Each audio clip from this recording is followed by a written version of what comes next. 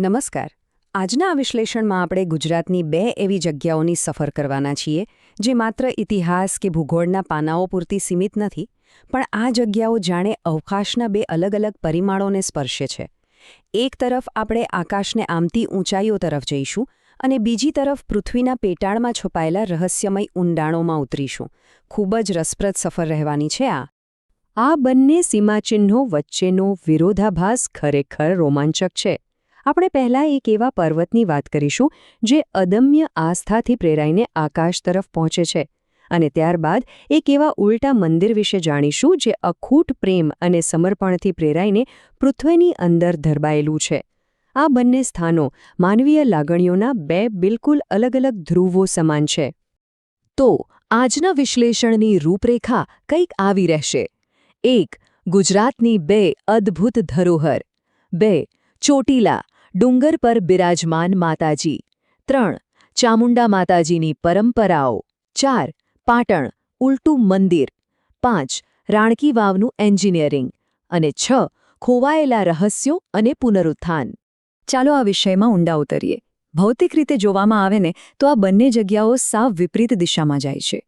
ચોટીલા એ પૌરાણિક આસ્થાનું પ્રતીક છે જે સીધું ઉપરની તરફ લઈ જાય છે, જ્યારે રાણકી વાવ એ ઐતિહાસિક સમર્પણ અને પ્રેમનું અદ્ભુત ઉદાહરણ છે જે નીચે પૃથ્વીના પેટાળામાં ઉતરે છે. વિભાગ 1. ચોટીલા, ડુંગર પર બિરાજમાન માતાજી. હવે થાનપુરાણ નામના પુસ્તકમાં અને દેવી ભાગવતમાં જે ઉલ્લેખ જોવા મળે છે તે મુજબ હજારો વર્ષો પહેલાં આ વિસ્તારમાં ચંડ અને મુંડ નામના બે રાક્ષસોનો ભારે ત્રાસ હતો. એવું કહેવાય છે કે ઋષિમુનિઓના યજ્ઞકુંડમાંથી તેજ સ્વરૂપે આદ્યશક્તિ પ્રગટ થયા. આ મહાશક્તિએ ચંડનો સંહાર કરી ચંડી અને મુંડનો સંહાર કરી ચામુંડા નામ ધારણ કર્યું, અને આ ભીષણ યુદ્ધ પછી માતાજીએ ચોટીલાના ડુંગર પર બિરાજમાન થયા. 635. આ માત્ર કોઈ સામાન્ય આંકડો નથી, પણ ખરા અર્થમાં આ એક શ્રદ્ધાનું માપદંડ છે.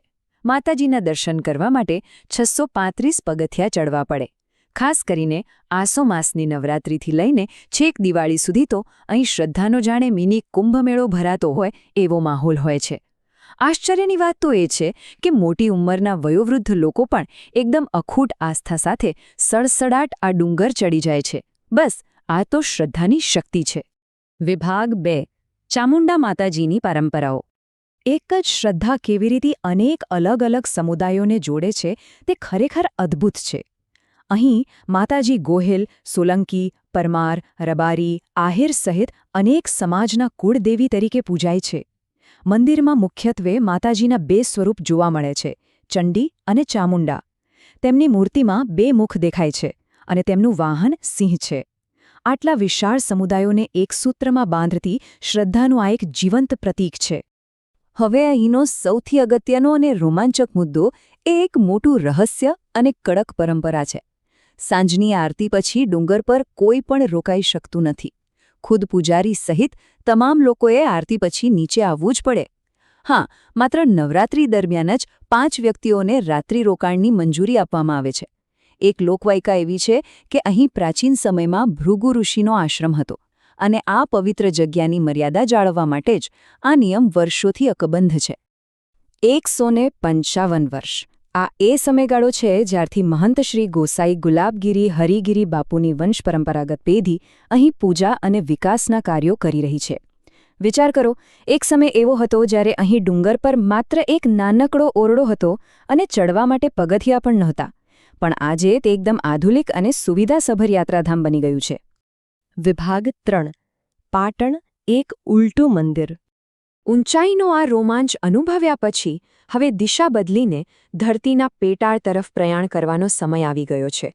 ચાલો ઐતિહાસિક નગરી પાટણની અંદર એક પત્નીના પોતાના પતિ પ્રત્યેના પ્રેમને દર્શાવતા એક વિશાળ અને સાવ ઉલટા સ્થાપત્યની વાત કરીએ.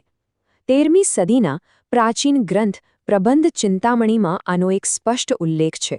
સોલંકી વંશના પ્રતાપી રાજા ભીમદેવ પ્રથમના અવસાન બાદ ચુડાસમા વંશની કુંવરી અને તેમની પત્ની રાણી ઉદયમતીએ પોતાની અંગત સંપત્તિમાંથી કરોડો સુવર્ણ મુદ્રાઓ ખર્ચીને આ વાવનું નિર્માણ કરાવ્યું હતું. એટલે કે આ માત્ર પાણીની જરૂરિયાત પૂરી કરવા માટે નહીં, પણ એક અત્યંત પવિત્ર મરણોત્તર સ્મારક હતું. સ્થાપત્યની દૃષ્ટિએ જોઈએ તો અત્યંત જટિલ એવી આ મારું ગુર્જર સ્થાપત્ય શૈલીનું આ એક ઉત્તમ ઉદાહરણ છે.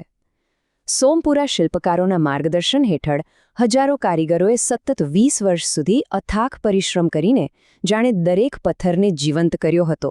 અહીંની દરેક કોતરણીનું ભૌમિતિક સંતુલન એટલું સચોટ છે કે કોઈ પણ જોનાર બસ મંત્રમુગ્ધ જ થઈ જાય. અને હવે એક અગત્યનો આંકડો 7. આ માળખું સામાન્ય ઇમારતોની જેમ ઉપરની તરફ નથી જતું, પણ જમીનની અંદર પૂરા 7 માળ ઊંડું ઉતરે છે. આ વાવ આશરે 65 મીટર લાંબી અને 30 મીટર જેટલી ઊંડી છે.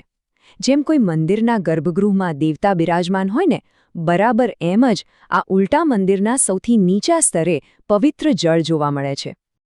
વિભાગ 4 રાણકી વાવનું અદ્ભુત એન્જિનિયરિંગ. હવે આ બાબત ખરેખર વિચારવા જેવી છે. 11મી સદીમાં જ્યારે ક્રેન કે કોઈપણ જાતની આધુનિક મશીનરી નહોતી, ત્યારે જમીનની અંદર આવડી મોટી અને મજબૂત ઇમારત બનાવી એ ખરેખર એક અદ્ભુત એન્જિનિયરિંગ સિદ્ધિ કહી શકાય. વાવની દિવાલો પર 500થી વધુ મુખ્ય અને 1000થી વધુ નાની મૂર્તિઓ કંડારવામાં આવી છે. ખાસ કરીને ભગવાન વિષ્ણુના દશાવતાર અહીં જોવા મળે છે. સૌથી પ્રભાવશાળી દ્રશ્ય છે શેષશાયી વિષ્ણુનું. આ મૂર્તિ જળસરની એટલી બધી નજીક છે કે જાણે ભગવાન ખરેખર ક્ષીરસાગરમાં આરામ કરી રહ્યા હોય એવો સ્પષ્ટ અહેસાસ થાય છે. આ એક એવી માહિતી છે જે આ પ્રાચીન સ્થાપત્યને આજની આપણી જીવંત સંસ્કૃતિ સાથે સીધી રીતે જોડે છે. વાવની દિવાલો પર કંડારાયેલી અપ્સરાઓ અને નાગકન્યાઓ 16 અલગ અલગ પ્રકારના શૃંગારમાં દર્શાવવામાં આવી છે. અને સૌથી અદ્ભુત વાતો એ છે કે તેમના વસ્ત્રો પર જે ભૌમિતિક ભાત જોવા મળે છે, બરાબર એવી જ ભાત આજે પાટણના પ્રખ્યાત પટોળામાં જીવંત છે. એટલે કે સદીઓ જૂનો ઇતિહાસ હજુ પણ પહેરવેશમાં ધબકી રહ્યો છે. વિભાગ 5 ખોયેલા રહસ્યો અને પુનરુત્થાન. આ વાવના સૌથી નીચેના સ્તરે એક નાનકડો દરવાજો છે, જેની પાછળ 30 કિલોમીટર લાંબી એક ગુપ્ત સુરંગ હોવાની લોકવાયકા છે. એવું માનવામાં આવે છે કે આ સુરંગ પાટણથી છેક સિદ્ધપુર સુધી જતી હતી અને રાજપરિવાર માટે સંકટ સમયે બહાર નીકળવા કામ આવતી. આ ઉપરાંત પ્રાચીન સમયમાં આસપાસ ઉગાડાતી ઔષધિઓને કારણે વાવના પાણીમાં બીમારીઓ મટાડવાના ઔષધીય ગુણો પણ હતા એવું કહેવાય છે. એટલે કે આ માત્ર વાવ ન હતી, પણ એક આયુર્વેદિક કેન્દ્ર અને સુરક્ષા માર્ગ પણ હતો. 11મી સદીમાં નિર્માણ પામ્યા પછી 13મી સદીમાં સરસ્વતી નદીમાં આવેલા એક ભયાનક પૂરમાં આખી વાવ રેતી અને કાદવ નીચે દટાઈ ગઈ હતી. પરંતુ કુદરતની કરામત તો જુઓ, એ જ માટી અને રેતીએ મૂર્તિઓનું રક્ષણાત્મક કવચ બનીને સદીઓ સુધી રક્ષણ કર્યું. છેક 1958થી 1986 દરમિયાન ભારતીય પુરાતત્વ વિભાગ એટલે કે ASIએ લાખો ટન માટી સાવચેતીપૂર્વક બહાર કાઢીને આ ઐતિહાસિક અજાયબીને દુનિયા સામે ફરીથી પ્રગટ કરી. અને તેના ઐતિહાસિક મહત્વ પર મહોર મારતો આ આંકડો છે 100. વર્ષ 2014માં યુનેસ્કો દ્વારા વર્લ્ડ હેરિટેજ સાઇટ તરીકે જાહેર થયા બાદ 2018માં ભારત સરકારે 100 રૂપિયાની નવી ચલણી નોટ પર રાણકી વાવને સ્થાન આપ્યું. આ માત્ર કોઈ જૂનું ખંડેર નથી, આ આપણા ભવ્ય ઇતિહાસ અને રાષ્ટ્રનું ગૌરવ છે. તો આજના આ વિશ્લેષણના અંતે એક ખૂબ જ ઊંડો વિચાર કરવા જેવો પ્રશ્ન ઊભો થાય છે. જો શ્રદ્ધા અને સમર્પણથી બનેલું 1000 વર્ષ જૂનું આવું અદ્ભુત સ્થાપત્ય સદીઓ સુધી રેતીની નીચે એકદમ સુરક્ષિત રહી શકે, તો વિચારો કે ઇતિહાસના આવા બીજા કેટલાય અદ્ભુત પ્રકરણો અને રહસ્યો હજી પણ આપણા પગ નીચે ધરબાયેલા હશે. આ બે સ્થાપત્યો સાબિત કરે છે કે માનવીય લાગણીઓ આકાશમાં કેટલી ઊંચી ઉડી શકે છે અને ધરતીમાં કેટલી ઊંડી ઉતરી શકે છે. આજના આ વિશ્લેષણમાં જોડાવા બદલ ખૂબ ખૂબ આભાર. ઇતિહાસના આવા અદ્ભુત સ્થાપત્યોની મુલાકાત જીવનમાં એકવાર તો ચોક્કસ લેવી જ જોઈએ.